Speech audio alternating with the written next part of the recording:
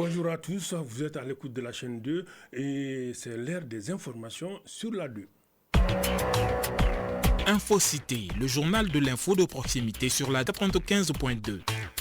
Les titres, la 17e édition de la rentrée littéraire du Mali s'ouvre le 18 février prochain. C'est là jusqu'au 22. Les organisateurs ont dévoilé l'agenda de ces rendez-vous qui se tient au musée Mousso Kounda. Une quinzaine de stands de slam, entre autres, sont attendus. Aïssata Yanogo nous édifiera dans ce journal. Demain 13 février, le monde célèbre la radio dans toute sa diversité. Eh bien, elle est incontournable dans la diffusion des informations, de l'éducation et voire la formation. Aujourd'hui, quel défi pour la radio face aux médias en ligne ou aux réseaux sociaux? Kouroutoum Diarra est allé à la rencontre des professionnels de radio et des citoyens bamakois. À suivre son dossier dans cette édition.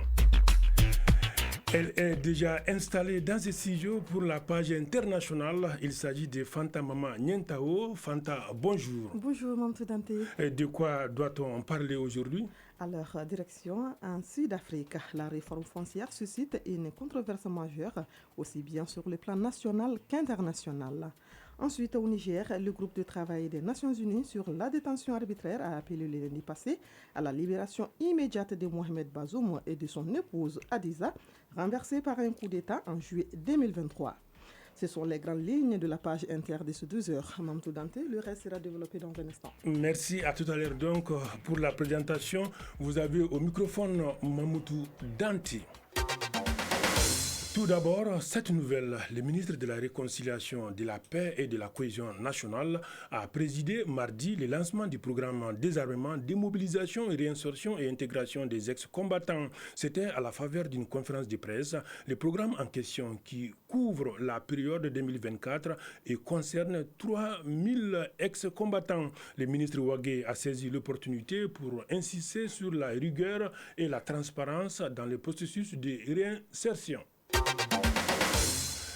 Bamako va abriter du 18 au 22 février 2025 au musée Mousso Kounda la 17e édition de la rentrée littéraire du Mali. Et pour cela, une conférence de presse s'est tenue ce mardi au restaurant Pirogue de Bamako. L'objectif est de permettre aux jeunes écrivains d'exposer leurs œuvres. Le thème retenu pour cette année est l'Afrique des jeunes. Au menu de cette édition, des débats avec des thématiques basées sur un salon du livre abritant une quinzaine de stands de slam entre autres, de nombreux pays aussi sont invités. Et c'est ce que nous dit Aïssata Yanogo. Rentrée littéraire du Mali, 17e édition. L'événement se tient à Bamako du 18 au 22 février. L'Afrique des jeunes, c'est autour de ce thème que se tient l'événement. Un thème qui met en exergue les jeunes écrivains et éditeurs. Ibrahima Aya, directeur de la rentrée littéraire du Mali. C'est un événement qui chaque année accueille des auteurs de 5 continents pour dialoguer avec le public malien autour d'un thème. Cette année, c'est l'Afrique des jeunes. Nous allons beaucoup mettre l'accent sur les jeunes auteurs, que ce soit malien ou ailleurs. Christian Bakou Traoré est un jeune écrivain qui y prendra part pour la première fois. Je suis très content et fier surtout parce que ça fait 17 ans que la rentrée littéraire a été créée et moi je n'avais pas participé. Le fait de participer cette année déjà, c'est pour moi une grande fierté, une sorte de réussite parce que prendre part à un événement comme la rentrée littéraire, déjà rentrée littéraire c'est qui est énorme. En tant que jeune auteur, c'est vraiment une chance inouïe. Au programme de cette rentrée, des conférences, débats sur des thématiques, un salon du livre abritant une quinzaine de stands, des slams, des projections de films, entre autres. Ibrahima Aya, directeur de la rentrée littéraire du Mali. Il est important de disposer d'un espace, d'un lieu, donc d'un salon, où ces œuvres peuvent être achetées, où l'on peut rencontrer les auteurs de ces œuvres et nous invitons le public à investir les lieux où l'événement se tient pour dialoguer, discuter, écouter les échanges autour de différentes thématiques qui vont aborder la question des jeunes, en fait les enjeux et les défis liés à la jeunesse africaine. Outre les participants maliens, cette 17e édition verra représenter plusieurs autres pays d'Afrique et du monde. Elle sera sanctionnée par une cérémonie de 4 prix littéraires comme pour récompenser les meilleures productions récentes. Eh bien, on reste toujours avec les jeunes. Cette fois-ci, la Jeune Chambre internationale Bamako Lanterne, mandat 2025, vient de tenir sa première assemblée générale ici à Bamako. L'objectif était la validation du plan d'action du comité directeur et la prestation du serment des membres du nouveau bureau. Le comité a placé son mandat sous le thème « Construire une jeunesse émergente et résiliente par le leadership et l'entrepreneuriat ». Cheikh Oumar Kamara a suivi cette assemblée générale pour InfoCité. Il s'agit, à travers le lancement officiel du mandat 2025, de faire la passation des charges entre le président de la Jeune Chambre internationale Bamako Lanterne 2024 et celui de 2025, le nouveau qui prend fonction. C'est là après l'adoption du procès verbal et la signature du document. La nouvelle équipe de 27 membres est désormais en charge de mener les activités différentes de cette organisation au titre de l'exercice 2025. Mokhtar Diop, président de la Jeune Chambre internationale Bamako Lanterne, mandat 2025. Dès mon arrivée dans cette organisation, j'ai toujours rêvé de la servir. Aujourd'hui, ce poste de président me donne d'une certaine manière la possibilité de pouvoir servir l'organisation au plus haut niveau, on va dire. Les missions de ce bureau, c'est toujours de former les jeunes. Nous avons à la Jeune Chambre 4 domaines d'opportunités, ce qui guide toutes nos actions, à savoir le domaine du développement individuel, c'est-à-dire la formation, renforcer la collaboration de cette organisation avec des organisations juvéniles au sein de la DCI et en dehors de la DCI. Mais surtout, nous allons miser sur la communication. Ce fut un moment de bonne ambiance pour souhaiter bon vent au nouveau bureau, comme pour dire que c'est parti pour une année d'initiative en faveur de la jeunesse. Les nouveaux membres ont prêté serment et ont été renvoyés à leurs obligations en vertu des dispositions de la Jeune Chambre internationale Bamako Lanterne. Célia Dalmeida, marraine. Je leur lance le message de la persévérance.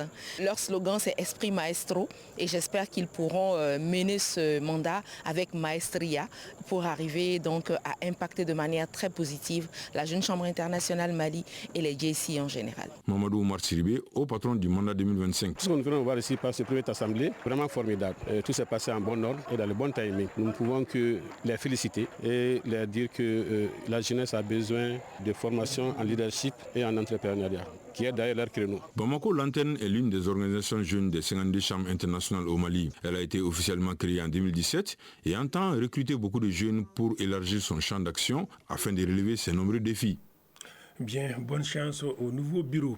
712 jeunes filles et garçons ont reçu leur attestation suite à l'achèvement des études des futurs professionnels de la santé de l'école de santé Koro de Nyamana. Il s'agit de la 8e promotion des jeunes sages-femmes. Cette année, la cérémonie s'est tenue dans une ambiance festive et solennelle, réunissant étudiants, enseignants et familles des récipiendaires. Le compte rendu, c'est avec Suzanne Traoré. C'est dans une ambiance festive et riche en couleurs que les 712 jeunes étudiants sortant de l'école de santé Koro de Nyamana ont reçu leur attestation. Les responsables de l'école ont mis en avant l'importance de la formation reçue et le rôle crucial que ces nouveaux diplômés joueront dans le système de santé du pays. Dr Yakuba Bakayoko, promoteur de l'école de santé Koro. C'est une école de santé cosmopolite qui a été créée depuis 2014, qui est reconnue par l'État et qui a formé beaucoup d'agents de santé sur le territoire du Mali. On a les 3 premiers nationaux. En plus de cela, on a le 7e national. Et ce n'est pas une première à l'école de santé Koro. Cette 8e promotion de l'école de santé Koro de Nyamana porte le nom du docteur Abdraman Togo, gynécologue obstétricien à l'hôpital du Mali, parrain de l'événement. Ce dernier lance un cri de cœur à l'endroit des jeunes récipiendaires. Ce que je leur demande d'appliquer avec rigueur et loyauté les règles de la déontologie médicale. Je veux que la santé avance au Mali. Des sketchs d'illustration des prestations artistiques ont donné une autre ampleur à la cérémonie.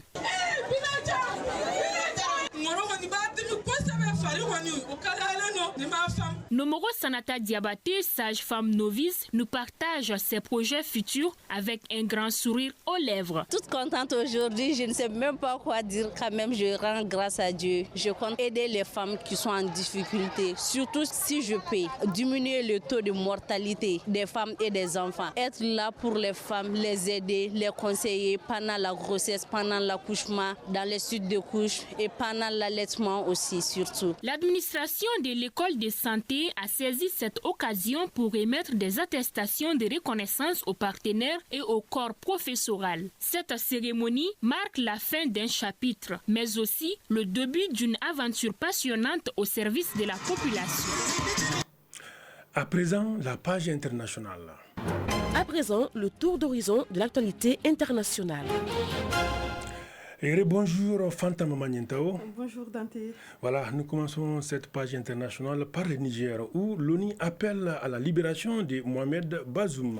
Exactement, depuis 18 mois après le coup d'État au Niger, Mohamed Bazoum est toujours retenu par les militaires. Le président renversé est privé de tout contact, y compris avec ses avocats. Seul son médecin est autorisé à leur rendre visite. L'ONU dénonce une détention arbitraire et appelle à sa libération immédiate. En RDC, les déplacés de Goma sont forcés de quitter les camps sur ordre du M23.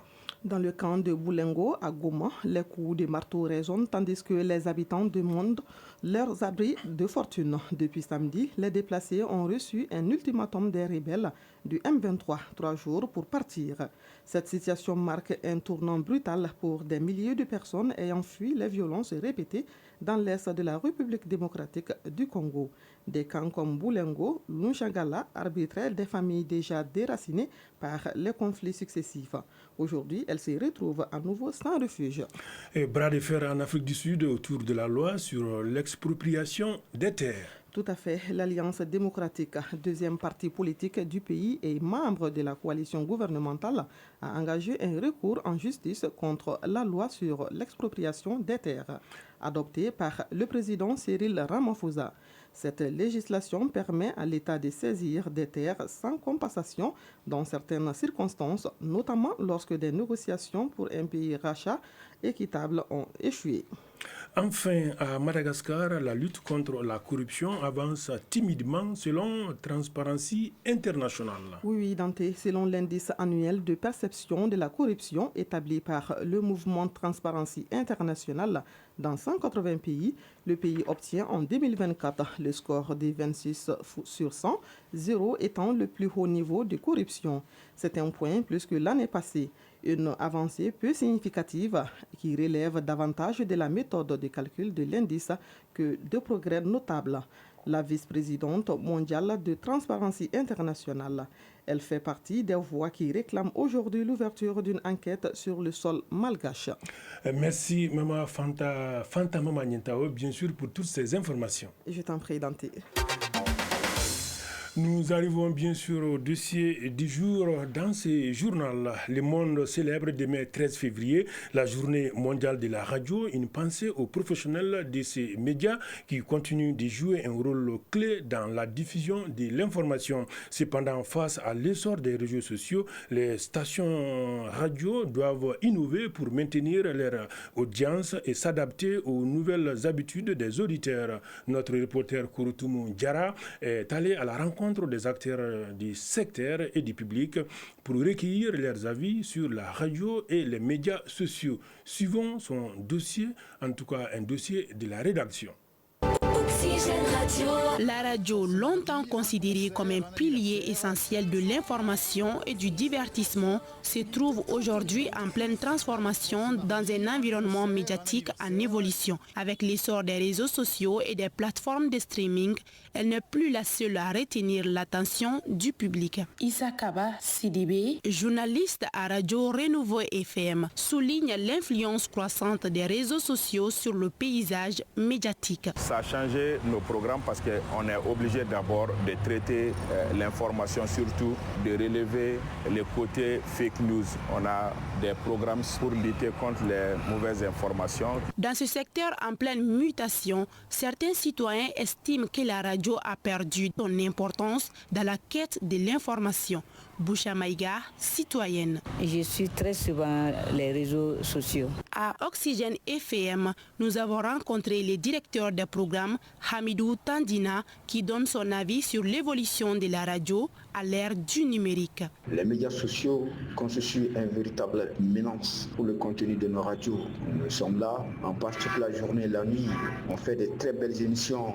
Aujourd'hui, les radios n'ont plus de partenaires, donc c'est compliqué. Le choix de la radio au profit des réseaux sociaux où l'inverse n'est pas envisageable pour Kemeso Mahamadou, citoyen. Il pense à une complémentarité des deux. Je suis les informations dans tous les chaînes. Je descends les réseaux sociaux et puis la radio. Du côté des professionnels du secteur, l'adaptation est perçue comme une nécessité. Pour Nyanya Aliou Traoré, chef de la radio Chaîne 2, les réseaux sociaux ne freinent en rien le développement des programmes radiophoniques. Nous avons toutes nos grandes éditions, notamment l'édition de 12h et de 18h qui sont enregistrées en radio filmée que les auditeurs peuvent retrouver à tout moment sur les plateformes numériques de l'ORTM. On ne peut pas dire qu'on est en réelle coupure avec nos éditeurs, donc l'ORTM est en phase avec cette révolution digitale. Si la radio a su traverser les époques, son avenir repose désormais sur sa capacité à tirer profit des outils numériques sans les renier. Ce qui fait la force, c'est surtout sa proximité avec le public, son instantanéité et son ancrage dans le quotidien des auditeurs. Vous êtes à l'écoute de la Chaîne 2. Les nouvelles du temps avant de clôturer ce journal, les thermomètres affichent aujourd'hui 37 degrés sur Bamako et environ. La maximale attendue sera de 40 degrés et quant au soleil, il se couchera à 18h38. Voilà, c'est la fin de ce journal présenté par Mamoutou Dante, réalisation Kinta Togora et Salimata Konate, mise en onde Penda Diallo, mise en ligne cette fois-ci Badji Penda Dao, bien sûr Penda Dao, mise en ligne cette fois-ci Badji Touré, et coordination éditoriale Seydou Traoré, Jefa Diara, merci de l'avoir suivi. Restez à l'écoute, ne vous déconnectez pas surtout, tout à l'heure ça sera Magazine des Sports avec Bouraïma Diallo, Hawa Kamisoko et Moussa Diabaté. Merci, à très bientôt.